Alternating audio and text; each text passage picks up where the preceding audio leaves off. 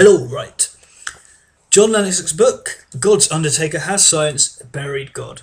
I got this in a talk I went to of John Lennox's last December I think it was.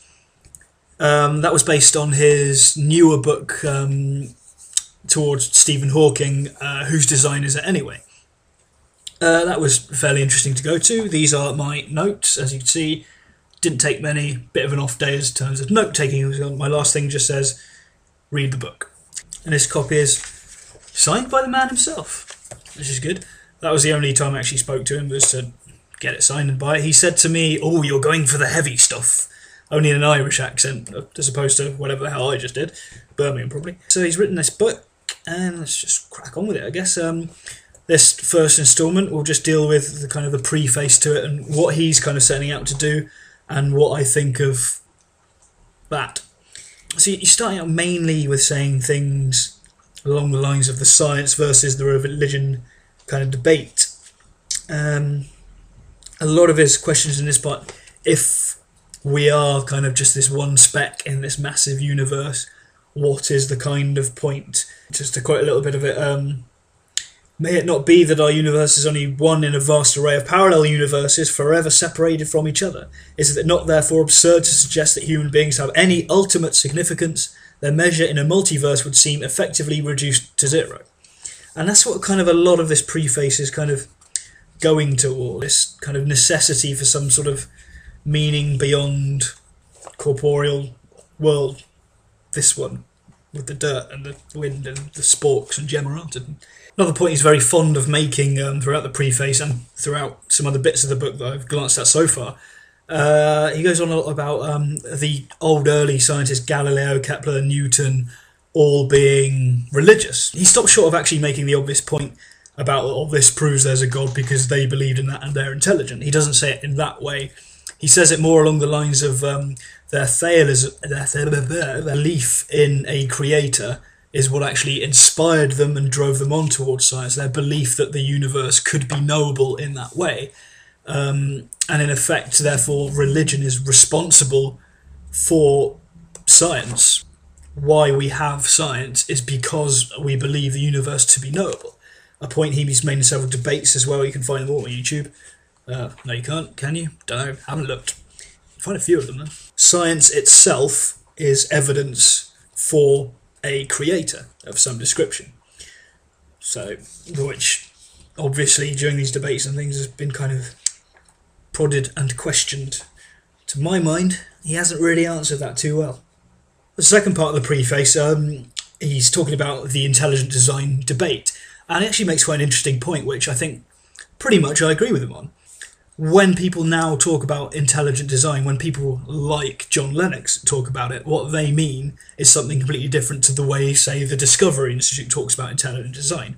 And the way kind of us YouTube people kind of counter it is when we're discussing things done by the Discovery Institute, we say it's creationism in disguise. What John Lennox is saying is that's kind of unfair towards the intelligent design as a theological kind of philosophy, as a kind of a worldview, to say that there might have been something that started, rather than this kind of Discovery Institute really kind of Christianized, conservative kind of creationism in a fancy hat kind of thing. From the perspective of creationism as there might have been a creator, that kind of philosophy, then it's kind of worth discussing. And I kind of agree with him on that in these kind of conversations, it's not helpful to continually bring up kind of 6,000-year-old world kind of stuff when that's not the actual issue. Lennox actually makes the point that the concept that we could have been designed is an interesting concept to discuss, and then he goes on to quote Dawkins, of all people. Well, most of the book is quoting Dawkins anyway, but they always do that, don't they? These books, they'll quote Dawkins and they go, oh, unbelievably, I'm quoting Dawkins, even though he's on the other. They all quote Dawkins. Shut up, stop going on about it. Of course you're going to quote Dawkins. Anyway, he quotes him from that bit he did in the film, the Ben Stein film, Expelled, saying how Dawkins could hypothesise that life on Earth could have been designed by something that may have evolved elsewhere. But he's generally just making the point that us on this planet having had some designer as a concept is an interesting concept.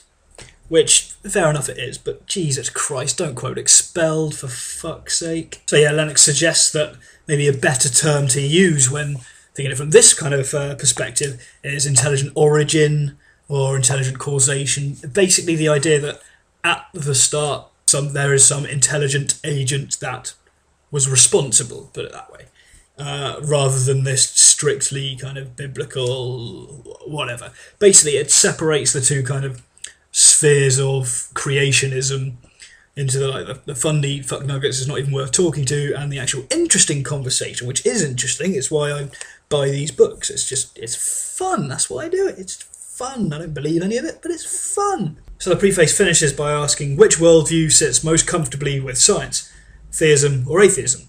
Has science buried God or not? Let us see where the evidence leads. And we can spend all day arguing about his use of worldview and atheism together. If we're going to complain about the semantics of this book, not quite agreeing with the intricacies of sort of what atheism means, which is a whole new bucket of fish. The basic question of this book is the universe better explained by there being a creator, or is it better explained by there not being a creator? So what do you guys think? Do you think that's a fair way of approaching this kind of discussion, to talk about intelligent design from that point of view? Or do you think that it's inextricably linked to the kind of the more pro-conservative creationist movement? Do you think that Lennox has a point in trying to separate those two? I think he does have a good point in doing that, and that's the way I'm going to be approaching the rest of the book, is from his perspective of what he's actually trying to argue there. But I want to see what you guys think. We can be assured, but the other points brought up there about the original kind of scientists being believers and the whole meaning of life kind of issues and things will be coming up in the rest of the book. And the next part I'll be focusing on the first two chapters, dealing with the two different worldviews and the kind of the limits of science. So I hope you enjoy.